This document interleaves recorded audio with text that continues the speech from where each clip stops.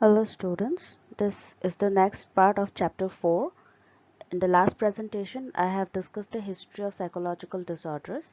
In this presentation, I will cover factors underlying abnormal behavior, under which we will discuss certain approaches which comes under biological factors, genetic factors, psychological model, psychodynamic model, behavioral model, cognitive model, humanistic-existential model, sociocultural model, and diathesis stress model.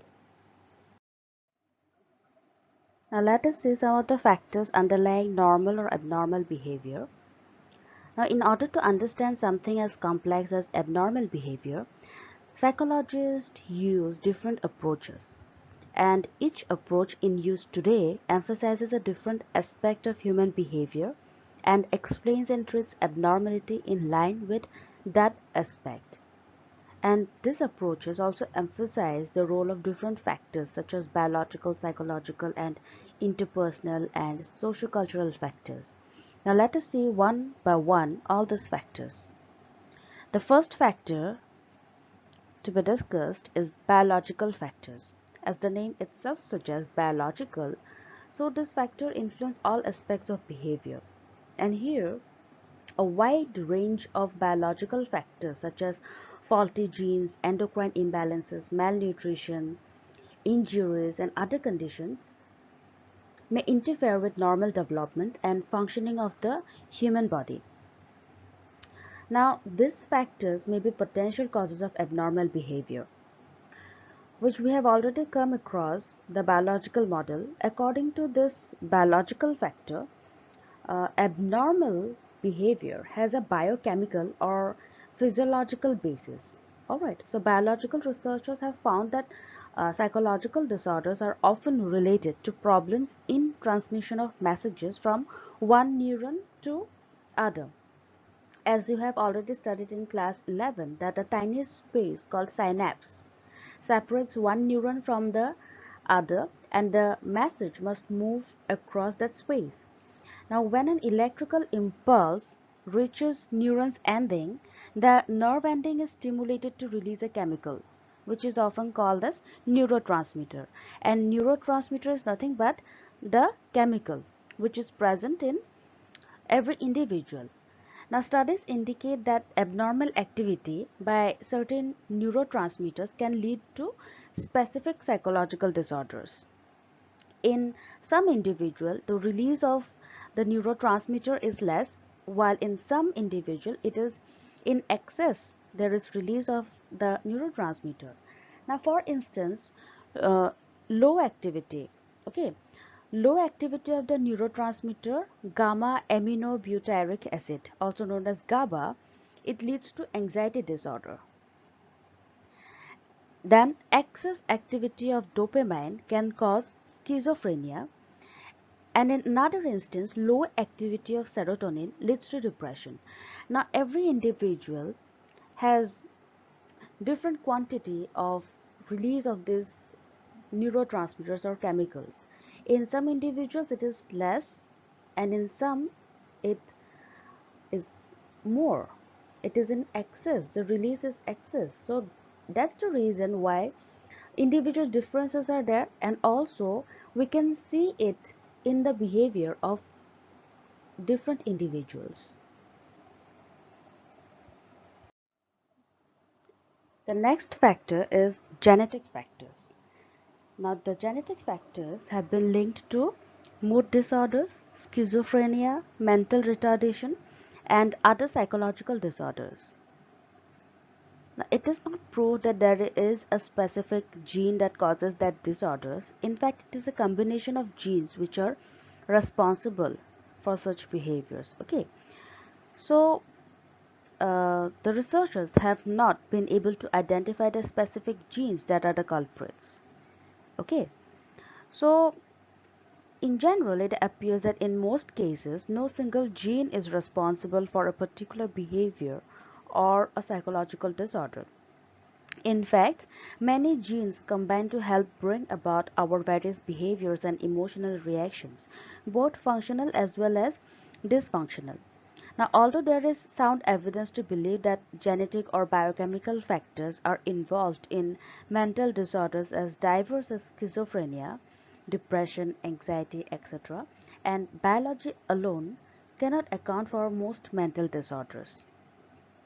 Okay, so we can say that though it has been linked, genetic factors is linked, but the fact that we do not have any sound evidence to prove it, so we can never say that only the genetic factor alone is responsible for abnormal behavior. But indeed, it is a combination of faulty genes which are actually responsible for the abnormal behavior, and also other factors also combine to it, add to it, and that's the reason why people behave abnormally. Okay, next is the psychological models, the psychological interpersonal factors. So, psychological models provide a psychological explanation of mental disorders. Yes, so these models maintain that psychological and interpersonal factors have a significant role to play in abnormal behavior. Now, these factors include maternal deprivation, such as separation from the mother or lack of warmth and stimulation during early years of life.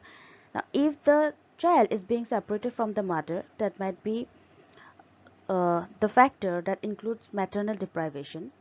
Then faulty parent-child relationships, that is rejection, overprotection, over-permissiveness, faulty discipline. In some family, it happens that there is certain kind of faulty parent-child relationships. The child may not have a good relation with their parents, or the parent might not be, looking after the child. It might happen. Faulty discipline, there is no discipline in the family, so that is faulty parent-child relationships. Other than that, there might be maladaptive family for some, that is inadequate or disturbed family. Okay, and in some, there may be severe stress as well. So the psychological models include the psychodynamic, behavioral, cognitive, and humanistic existential models. Now the next models which we will be discussing, that all falls under the psychological models. Okay. Now, talking about the psychodynamic model in light of Freud's theory, so the psychodynamic model is one of the oldest and most famous of the modern psychological models. Now, we have already done and read about this model in chapter 2 on self and personality. Psychodynamic theorists believe that behavior, whether normal or abnormal, is determined by psychological forces within the person of which she or he is not consciously aware of. Yes? So these internal forces are considered dynamic according to Sigmund Freud, if you remember. So try to recall while reading or going through the psychodynamic model where, according to Freud and as Freud's theory, there is a conflict between id, ego and superego. Okay, and the internal forces which Freud considered to be dynamic, they interact with one another, and their interaction gives shape to behavior, thoughts and emotions.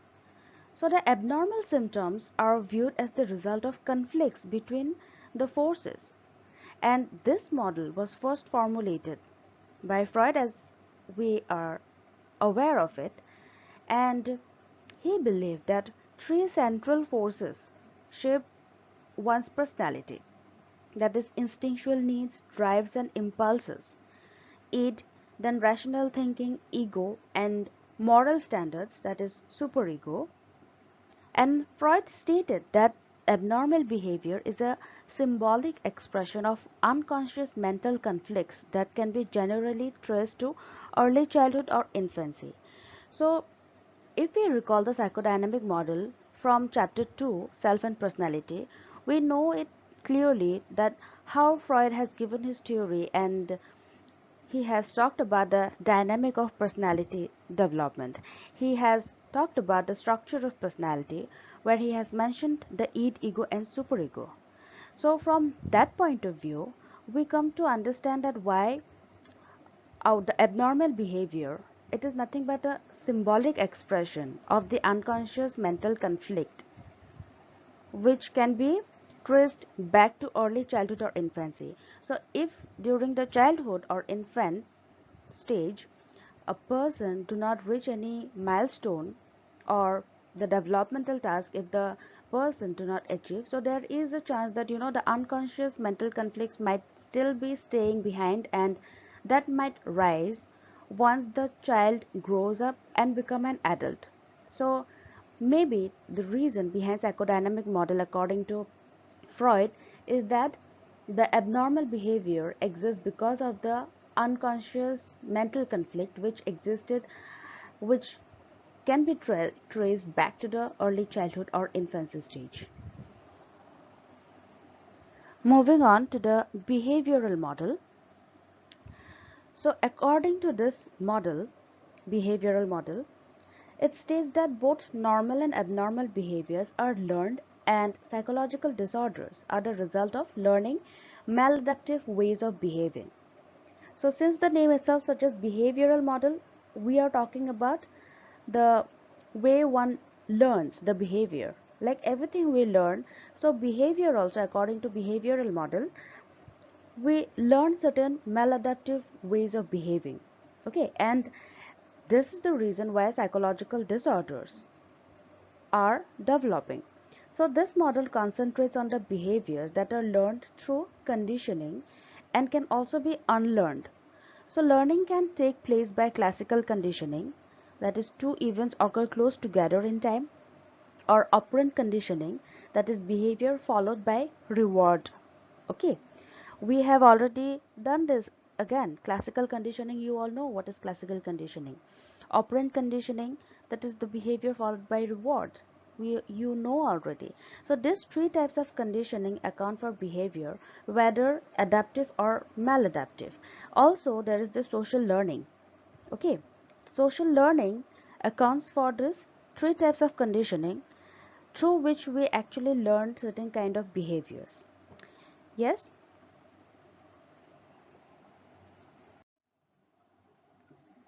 Now the next factor is cognitive model.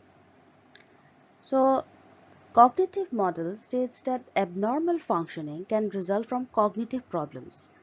So people may hold assumptions and attitudes about themselves that are irrational, not logical, and inaccurate, which are also inaccurate. Okay, so people may repeatedly think in illogical ways at times and make overgeneralizations. That is, they may draw broad negative conclusions on the basis of a single insignificant event. That's the reason why cognitive model also comes under the psychological factors that has been emphasized as one of the reasons why people behave in an abnormal way. So a normal person or a normal individual will not think irrationally or illogically. Yes, and also negativity will not be there in such an extent that the person's day-to-day activities are hampered. They get dysfunctional. Okay. Next, it is humanistic-existential model. This is another psychological model. Now, humanistic existential model focuses on broader aspects of human existence. So, it basically questions about the existence of a person. Like, why am I alive? Why am I here? What is my work? So, all this question comes in the individual. So, humanistic existential model believes in humans, and humanists believe that human beings are born with a natural tendency to be friendly, cooperative, and constructive, and are driven to self-actualize, that is, to fulfill the potential for goodness and growth. Existentialists believe that from birth we have total freedom to give meaning to our existence or to avoid that responsibility. Now, those who shirk from this responsibility would live empty, inauthentic, and dysfunctional in lives. So, most of the times, humanistic existential model, the people who believes in humanistic existential model, they believe that most of the times people act or behave abnormally for the fact that they often have questions regarding their existence. Okay, they always have questions regarding their full potential, and most of the times they also involve in questions like, why am I here, what is the meaning of my life, why am I still alive, why am I born on this earth. So like this type of questions arises. Okay, now in addition to the biological and psychosocial factors, sociocultural factors such as war and violence, group prejudice and discrimination, economic and employment problems, and rapid social change put stress on most of us. Yes, and that can also lead to psychological problems in some individuals. Very true. So, according to this model, the next model, which is socio-cultural model, abnormal behavior is best understood in light of the social and cultural forces that influence an individual. Alright, so as behavior is shaped by societal forces, factors such as family structure and communication, social networks, societal conditions, and societal labels and roles become more important. Yes, many times we have a social identity, we have social responsibility, we have social roles. People define us in certain ways. People assigns us through certain roles in our lives. Yes, so that put a kind of stress where most of the people might not be able to come up and take up the responsibility. It might give extra stress to the person. Okay, so it has been found that certain family systems are likely to produce abnormal functioning in individual members as well. So some families, you will see that some families have an enmeshed structure, that is, in which the members are over involved in each other's activities, thoughts, and feelings. And children from this kind of family may have difficulty in becoming independent in life. Okay, so when they are always dependent on each other, the decisions are being made after discussing with each other. Always they make decisions talking out, but they are never being able to take their own decisions in life. So there, most of the times it happens that the children, they might have difficulty with an independent life. So the broader social networks in which people operate include their social and professional relationships. So studies have shown that people who are isolated and lack social support, that is strong and fulfilling interpersonal relationships in their lives, are likely to become more depressed and remain depressed longer than those who have good friendships. This is another instance. So social cultural theorists believe that abnormal functioning is influenced by the societal labels and roles assigned to troubled people. Now, when people break the norms of the society, they are called deviant and mentally ill. Yes, so such labels tend to stick so that the person may be viewed as crazy and encouraged to act sick. The person gradually learns to accept and play the sick role and functions in a disturbed way. So many times the way the people assign or label certain people, you have often heard and seen also that people oftentimes call another person a person who acts in a different way.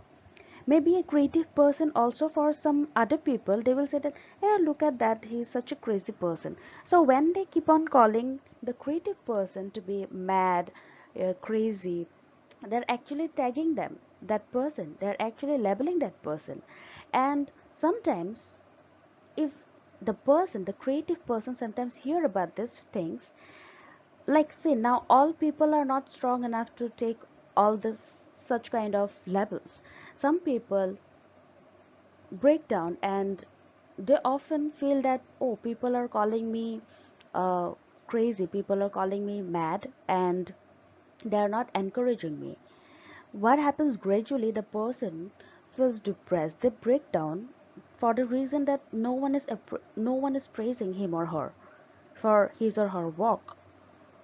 So that also is a reason why people behave in certain kind of abnormality, and ultimately they fall under psychological disorders. Okay. And at last, we have the most widely accepted explanations of abnormal behavior at present, and it has been provided by the Diathesis stress model. Now, the Diathesis stress model states that psychological disorders develop when a diathesis, and diathesis means biological predisposition to disorder. So, diathesis is set off by stressful situation. Okay. So, this model has three components. The first is the diathesis, or the presence of some biological aberration, that is, genetic abnormality must be present, which may be inherited.